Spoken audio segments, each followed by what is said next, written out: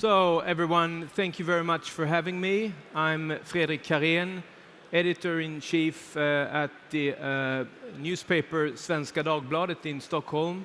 And Svenska Dagbladet is a part of the Schibsted Media Group, a Scandinavian-based media group which the latest 20-25 years has been expanding internationally and are now operating in 30-plus countries. So I'm going to tell you a little bit about the digital strategy for this media group and what impact that had on my newspaper so far. So for those of you who don't familiar with Schibsted, I'm just going to give you a short brief about the history. This is a media group that was founded back in 1839 in Norway, Oslo. Started as a publishing company with newspapers and books. And did a lot of acquisitions with newspapers in Norway and moved into buying newspapers also in Sweden at the mid-90s. And in the beginning of the year 2000, Schibsted started to move into classified media. And one of the things about Schibsted is, and I think we heard it in some other speeches here before, is that don't be afraid of yourself. Don't be afraid of disruption.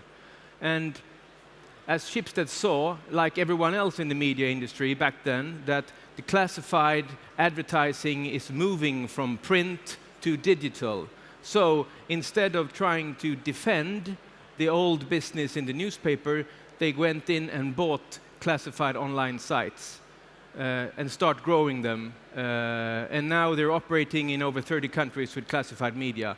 The last 5 or 7 years or so, Schibsted has been moving in also in the digital startup community, basically in private finance and different kind of sites. So that's a new area for Schibsted the last 2 years. It's been on the Norwegian stock exchange market since 1992. So just a quick look at the numbers for the group. This is the annual report for 2015, and as you can see, both 2015 and 2014, there was a EBITDA margin about 13%. The group in whole has a revenue share of about 15 billion Norwegian kroner, which is about 1.7, 1.8 billion euros. And as every media group throughout the world, Schibsted is trying to operate and gain more digital revenue compared to print revenue. And that's been a task that we've been focusing on for many years now. And as you can see, for 2015, for the first time, the digital revenues in the media houses outnumbered the old print revenues for the first time. And for the whole media houses in the group, we have a margin about 12%, just below 12%. So that was just a little bit of facts and backgrounds about the Schibsted Media Group. So this is mainly the 3 focus business area for this media group. We have the media houses based in Norway and Sweden with Aftenposten, which was the founded newspaper in Norway, the biggest subscribed paper. And you have 2 top tabloids, VG and Aftonbladet, and then Svenska Dagbladet, which I represent here today. And then there are a number of marketplaces around the world. And I'm sure that you here in Belgium are familiar with Le Bon Coin in France, which is Schibsted owned. And the #1 classified site in France. Blocket is the #1 classified site in Sweden.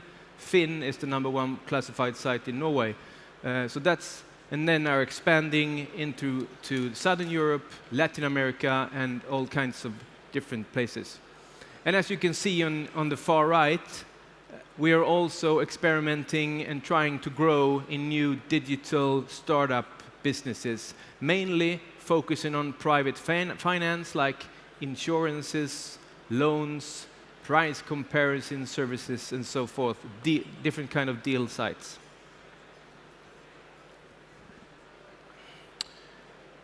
So I'm going to take you back a few years. This is the 2012, 2013, when the Schibsted Media Strategy Group sat down and discussed, okay, what's the landscape look like at the moment? And what they came up with was that there is a completely new game out in comparison for the media houses to compete with. And one thing that they all have in common, or mainly two things that they all have in common, if you talk about Facebook or Google or LinkedIn or Uber or Airbnb, that is that they are extremely good at technology and data, and they are thriving to get the identity of the user. They're aiming for the login data, right? So, and that's something that we in the media business hadn't had any focusing on from the mid-90s when we started operating on internet. Everything we did was for free. You could use the sites for free. We could sell advertising through cookies or behavioral targeting, but it was very, very unadvanced data. And the group then decided, okay, we need to really start focusing on technology and identity. That's the two key figures to actually be able to succeed in a new digital market and a new digital play field.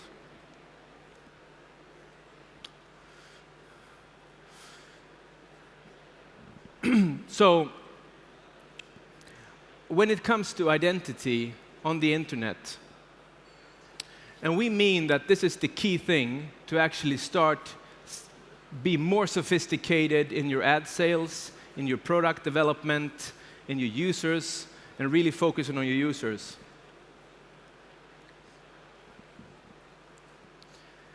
We are up against players now who can provide the users with extremely personalized services, all the way from Amazon with really sophisticated recommendations that we heard about before, to Netflix and through Spotify, who all know everything they have in common is that they actually know the identity of the user.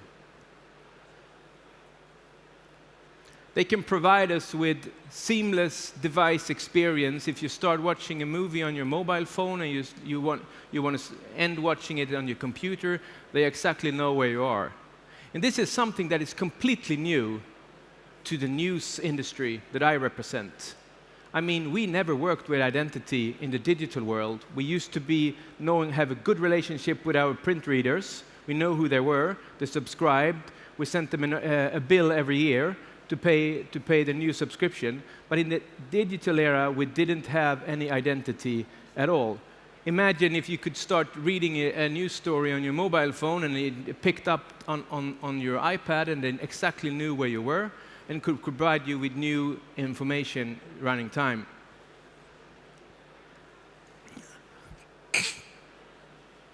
So this was quite a finding for this group back in 2013. And some really, I think, challenging goals were decided at that time. I think you can compare it to pretty much if you're in a Matrix movie. Should I take the blue pill or should I take the red pill? Do I want to join Google and Facebook and put all my content up on their platforms, use their advertising platforms, or should I try to behave and stay to my integrity and what I believe in and keep the content to my own platform? And Schibsted decided to be a more technology-driven company at that time, starting to invest heavily in technology and data analysis. So this is what the CEO of Schibsted said at that time. In order to compete with those global giants, I believe it's necessary that we concentrate our technology efforts in order to get the most out of our combined resources. We need to combine our skills and experiences with new competence and tools. Our decision to take a big step up in technology, data science, and product development will have a huge impact. So this also means that the whole group, from the news industry, from the marketplaces, all the way down to the startup community, has to be much more technology-driven. Since then, 2014, 2015, and now 2016, we are investing heavily in technology and skills. The estimated spending on the classified side has been up to 100 million euros last year. We are investing very heavily in web TV and video, and on technology and platform development for the past few years. And as the introducer said earlier, we've been hiring 250 developers and setting up technology hubs in Barcelona, London, Oslo, and Stockholm to be able to compete in this very, very tough market. And what we're trying to achieve here in the Scandinavian market is a Schibsted ecosystem. So that's the aim, and that's what we're aiming for. Trying to drive the user from the news sites to the private finance sites to the classified sites, to build them within the community with the same login, with the same identity, and with the same payment system. And we mean and we aim that to be able to do this, we need to be focusing on 5 skills. And one is advanced data analytics, that be able to track the user journey from the beginning to the end, customer insight, payment services, and we are building our own payment services and our own login services, technology platforms, we want to own the technology for ourselves, and of course, extreme focus on organization and competence throughout the whole group.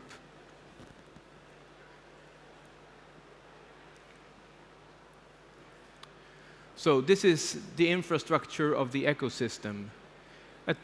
At the very top, of course, you have all those end products that we provide, all those services that we provide for our users, the news sites and the classified sites and whatever new products and services that we may come up with. And on bottom of that, we are building platforms for the publishing groups, for the marketplace, and for advertising. We are building login systems, payment systems, and experimentation, and try to provide frauds on especially the classified media sites. And on bottom of everything, of course, data and analytics and infrastructure. So this is pretty much the way we think that we should take on this digital transformation and become a more dominant player in the Scandinavian market, and to try to really compete with Facebook and Google. And I mean, Google and Facebook has fantastic data, right? They have search data that they can provide for advertisers. Facebook has social data that is extremely efficient for advertisers. But we mean that we also have very good data. We have all those news sites data, and I don't know about Belgium, but in Sweden, and especially among those brands, we have very, very high direct traffic to the news sites. Not so very much from Google, not so very much from Facebook. Like my own newspaper is about 75% direct traffic into the site, very high frequency. People want to come in, see what happens, they want to read more, they're interested in news. That's extremely good data to have. We have all personal finance data. We have all the classified data. People want to buy a car, a boat, or whatever that is.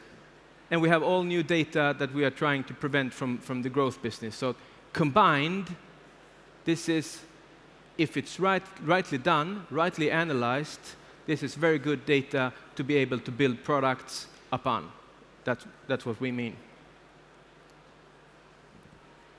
So this is what we're aiming for. If we can compete and if we can be able to achieve all this, we'll be able to give even more customer insights, better user products, better growth advertising, and increased growth innovation. So everyone, this was a little bit about the Schibsted Media Group strategy overall. And as I mentioned, we are building platforms, and one of the platforms that are actually up and running and are used is the media platform. And I don't know how many of you are in the media business or in the news industry, but this is, could be interesting to see a little bit what this means in their daily work for the newsroom. The vision we had when we started building the media platform in 2014 was that we wanted to enable our publishers to leap into a digital-only newsroom, where they can, with high speed and precision, innovate and deliver personalized experience for its consumers. And there's one thing here that is really important, and that it's a digital-only platform. So this platform cannot be combined with our old print systems that we have. And that meant very, very much when we started to implement this platform in the newsroom that had been focusing on print for many, many years, starting to move out some of the print technology and moving in this digital technology. That was a huge, huge shift in this, in my newspaper. The media platform shades on 5 core principles. It's a digital-only platform, as I said. It's transparent in that sense that within the group, we share all the knowledge that we have, whether we should develop this or we should develop that. The individual, we believe very, very strongly that the future of news will be much more personalized. So that's something that's taking advantage here. UX, both for the user of the news services, should be great products, easy to use, innovative to use, but also for the producer of the content. All in the news industry, we are used to very, very bad technology. And it takes a lot of time and a lot of effort to produce a newspaper or produce a website, and it's old and bad technology. And that's something that we've been working a lot with. And of course, in the sense of it all, it's data. We must be much, much more efficient, much more competent in analyzing the data that we have.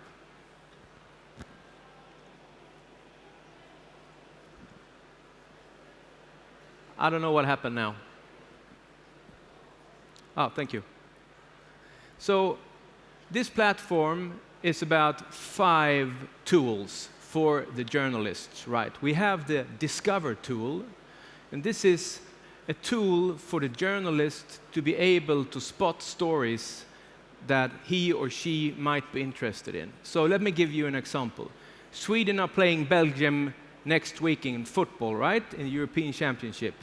It's going to be a horror for us, great joy for you, I guess. But if I have a reporter at my newsroom at the moment wanting to write an article about that, wanting to know what Belgian media is writing about Sweden right now, we can easily set up a stream, putting up Belgium, Sweden, European Championships, and some of the sources of the Belgian media. And in real time, at the same time as the Standard is publishing an article about it, it will show here. We go out and we scrape all the sites.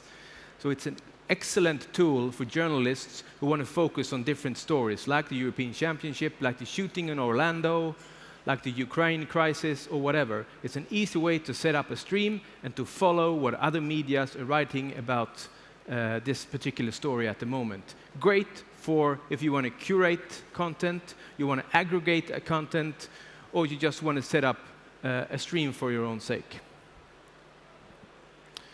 Then we have the Create tool, and that's the tool where the article actually is written, where the pictures flow in, where the videos flow in, and where you pretty much do the layout of the article. Curate is the tool that is now under development, and it's pretty much about personalization. Via data, we know when to publish the right article at the right time for the right consumer on the right device. Engage. If any of you ever read the New York Times innovation report that was released a year ago, so it was a big Bible kind of experience for all the news industry. When when New York Times wrote about the digital transformation and said nobody really cares about what happens when you press publish, what happens to your article, you just move on to the next story. Well, this is a tool that enables the journalist to actually see what happens with the article when it's published. So how many is reading it? From where is the traffic coming? And is it from Facebook, or is it from Google, or is it from their own site? How many is clicking through to the next article? And also giving data recommendations to the journalists, saying this article is proving quite badly on Google. You should do something about your headline. Or the people reading it, they tend to stop reading at this particular point. You should do something about it. Maybe you should put in a picture or a link or whatever. And that's to build the engagement and the loyalty among the readers. And the last tool is the stream, and that's the tool to upload, convert, store, and distribute and monetize on web TV. So my newspaper was the first newspaper in the group to actually migrate to the Schibsted media platform. And that was the project that ran for 14 months. It included all our different departments, and we launched a year ago a new responsive website on top of the media platform. We also migrated the whole newsroom from the old CMS called Scenic to the media platform and introduced completely new workflows in the newsroom. Here is a video for you. It's in Swedish, but I've fixed the English subtitles, so I hope you can understand and follow what this young editor is speaking about. Reporterrollen har förändrats en del sedan vi gick över från Scenic till Schibsted Media Plattform. Nu skriver jag min artikel direkt i SMP. När den är klar drar jag in bild, sätter rubbelförslag, lägger kanske till en karta, citat, taggar, länkar. Så med det här programmet så måste man inte vara speciellt tekniskt kunnig för att faktiskt kunna göra ganska mycket snygga saker. Och jag som reporter gör alltså klart min text helt och hållet istället för att släppa den till en webbredaktör som stod för hela layouten och hela textens liv efteråt i sociala medier. Jag tycker att det är kul att ha blivit mer delaktig i hur min text presenteras och syns utåt. Sen är det förstås en jättebonus att SMP är extremt logiskt och enkelt. Vi reportrar slipper nu dubbeljobba och vi slipper få frågan har du lämnat i Scenic eller Newsprivate. Vi lämnar bara i SMP. So a lot of new things happened when we implement this media platform. We also said at the time when we started to develop it that this news organization needs to be much, much more data-driven than we used to be. And we take some very core, important decisions at the time. One was, we want an algorithm to do and decide the prioritization on the front page. And that's a huge leap. Editors, they used to know best, right? They used to know best what the readers wanted to have. And we mean that this can be done by data. The media platform is pretty much controlled by tags. So we use tags to present stories, to cluster stories, and in many, many different ways. And once a story gets a tag, a story tag, like the European Championships in football, that's a story tag, or the shooting in Orlando is another story tag. And every time we write an article, we tag the article with the story, and it's grouped one after another. So if the reader read one story, the next one will show up, and the next one will show up. We also, as I mentioned in the beginning, we are extremely focusing on logged in users, trying to get people to log in. That's the main course main goal for mainly anything that we do. We try to provide the users with as many services to make the value worth to log in. One of them is to follow topics, follow stories, follow journalists, get push notifications, get emails whenever time that there's a new story posted. We're also experimenting with premium articles in different topics to choose people to log in. So just let me give you an example of this story tagging. For everyone in the room who are familiar with old technology CMS in the news industry, and I'm not sure that everybody is, but it takes a huge time to make a package like the one in the middle happen in the scenic days. About 15 to 20 minutes to find the links, find the pictures, and try to build this kind of package showing to the reader that this is a very important story. Now, in the media platform, it takes about 20 seconds. So this is the story that was big in Sweden last week. There was a pilot strike going on in the SAS airline company. We named the story the pilot strike in the SAS. And every story that we wrote in this every article that we wrote in this story were tagged with this story tag.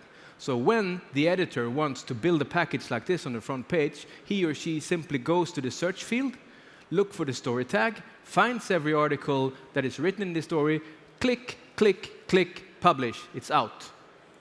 So it takes no more than 20 seconds to build a package like this. And this is something that is extremely important when it comes to news. We used to old, bad technology, taking a long, long time to do things like this. And if you can do it more fast, more efficient, you can actually focus on journalism, not technology. And that's an important thing, I believe. So the algorithm then, we call it, this algorithm is actually run in some way by the editor itself. It's focusing on two main things. One is the news value that we put on the article. So if we have a story like Orlando, we know that this is going to be big. It's a high news value. We know it's going to be up there for a long time, so we give it a high timestamp. Then we publish, and the article will go quite high up on the site. Then, how long it's going to stay there, and on which position, that's decided by the readers. So how many is reading it, how many is sharing it, and how long time is it going on, that decides where on the front page this story is going to be. I got another movie telling you a little bit more about this algorithm. Do we have a sound? A year ago, Svenska Dagbladet's front page is operated by an algorithm. Thank you. So, how does it work? First of all, a reporter needs to write an article, set a headline and find pictures to illustrate the story. But just before the news desk press publish, the editor in charge needs to make a couple of decisions. The article needs news values, metadata, and a lifetime value. All those things combined creates a score, which the algorithm uses when calculating where to place the article on the front page. For example, if the article has a high news value, it will be placed far up on the site. And if the article has a high lifetime score, it will be placed on a position where it's optimized to stay for a while. However, this is just the beginning of the algorithm's work. For instance, if two articles is published at the same time with the same news values, but one is read more than the other, the lesser read article will start falling from the front page, while the well-read one stays on its position. Right now we're experimenting with creating different sites for different users at different parts of the day. We ask ourselves, what do you want to read about in the morning and in the night? Our mission is to create a site that is custom made for all our readers. Pretty soon, all of you will have your own Svenska Dagbladet custom tailored for you.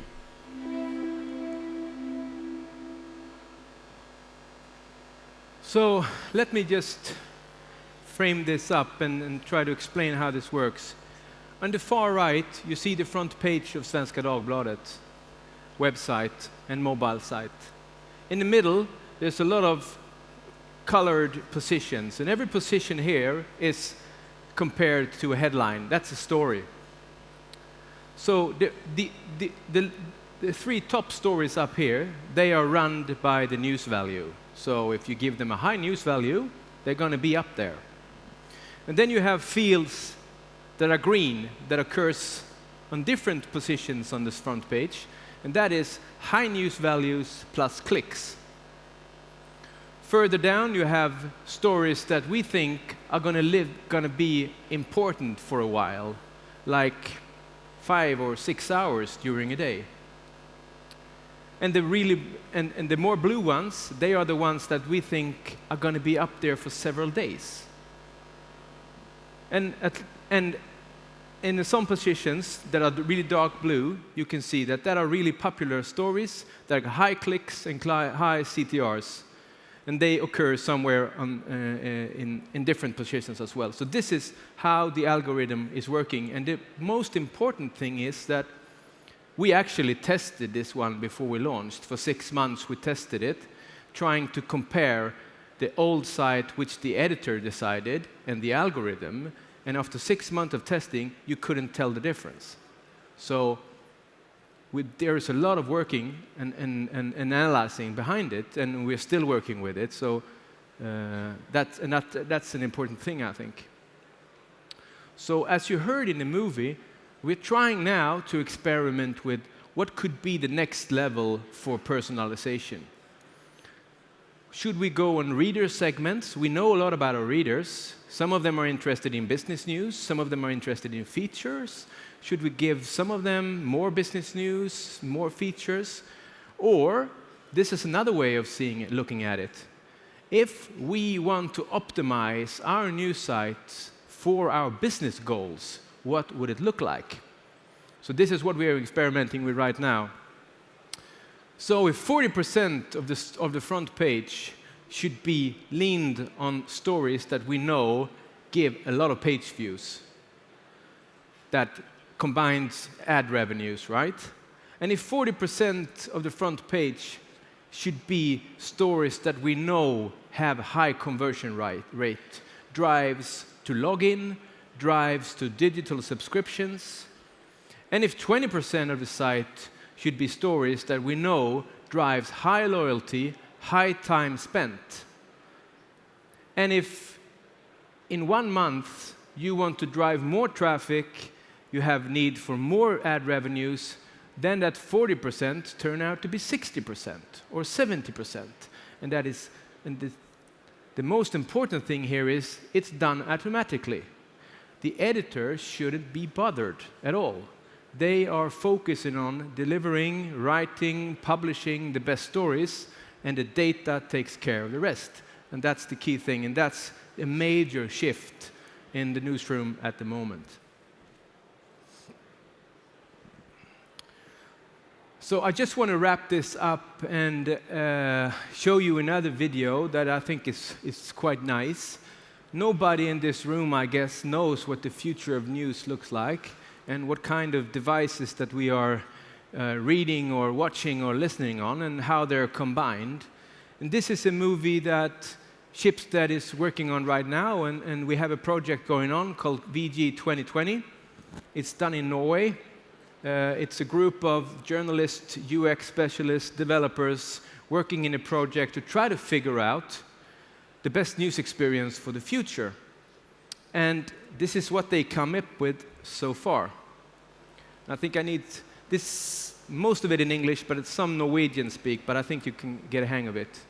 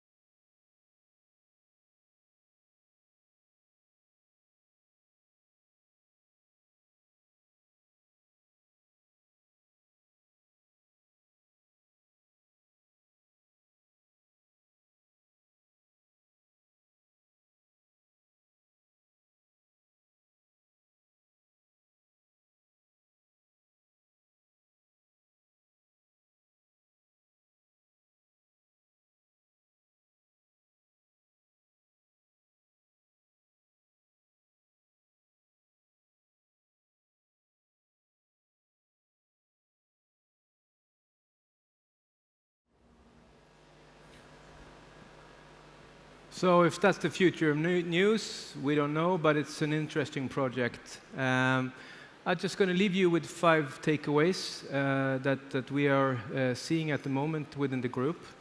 And this one is rarely new for anyone in this room, but the digital transformation affects everything. It will not stop. It accelerates even quicker, and we need to adapt even faster than we already are. It's a global game, which is a new thing for us in the media industry, and at least in the news industry, to actually compete with someone in America. It's a totally different game for us, I believe. It's going from anonymous to identified. Login is essential, and it's not a coincidence that all these digital giants like Facebook and Google and LinkedIn and all of them are working very feverishly against login. And that's something that we really need to be focusing on. Traffic and data, this new currency, will increase further with wearables and Internet of Things. And at least me as a news guy, more data-driven newsrooms opens up for new interesting experiments around personalization to optimize our business goals. So thank you very much for having me. It was a great pleasure. Thank you.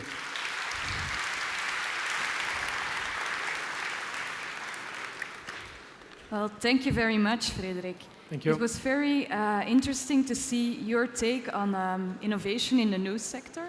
And I think a lot of people have questions about this. Are there people from media companies, news companies present here today? No one? Are there questions for Fredric, or was everything clear for everybody? Everything crystal clear. I have a question over there. We all know what to do.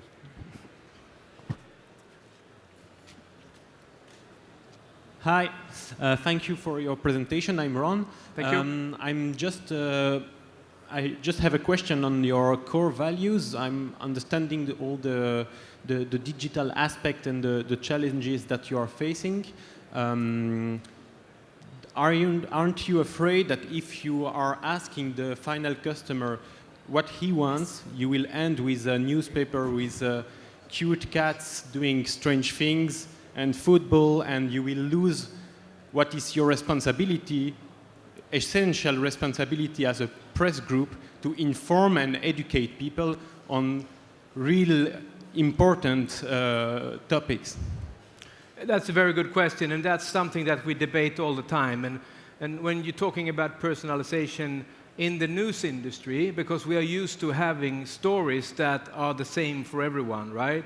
Like Orlando's story or the European Championship in football, that's something that grabs us all, and that's neat to be up there. So when we're talking about personalization, we mean that some of the stories, especially on the top of the site, should be the same for everyone, and that we actually have working with personalization in different areas of the site, and that's how we're taking it on, basically. So you're absolutely right that you can't go. We believe you can't go like personalization 100% for each and every one. All right, any other questions? One over there.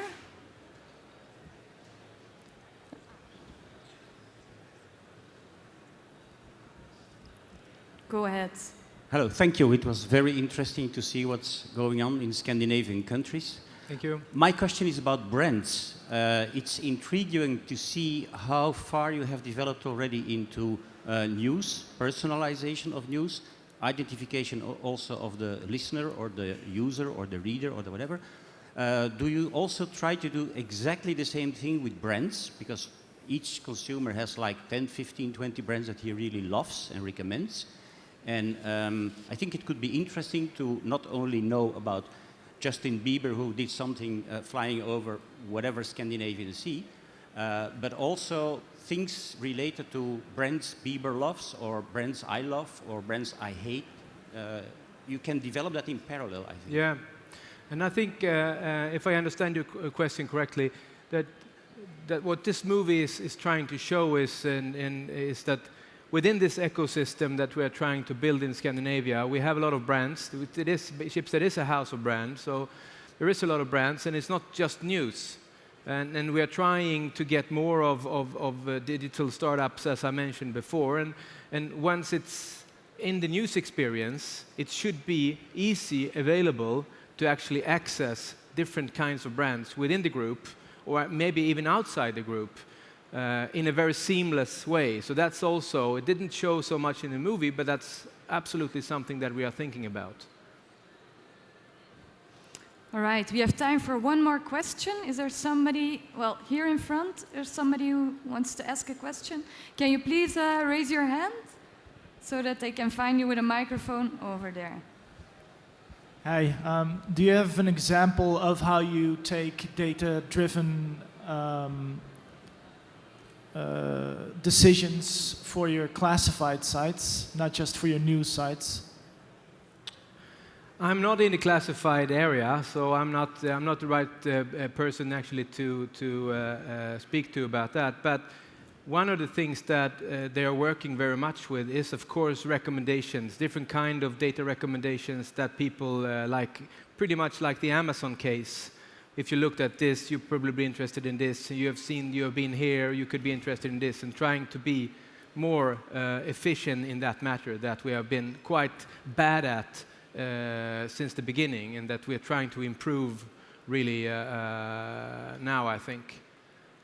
So that's probably the best answer I can get when it comes to the classified side. So. Okay, thank you, Fredric. If anybody has another question, I think they can I'll be here come for to a you while, in the lunch so break. just grab me. Yeah, thank you very much, everyone. Okay, thanks.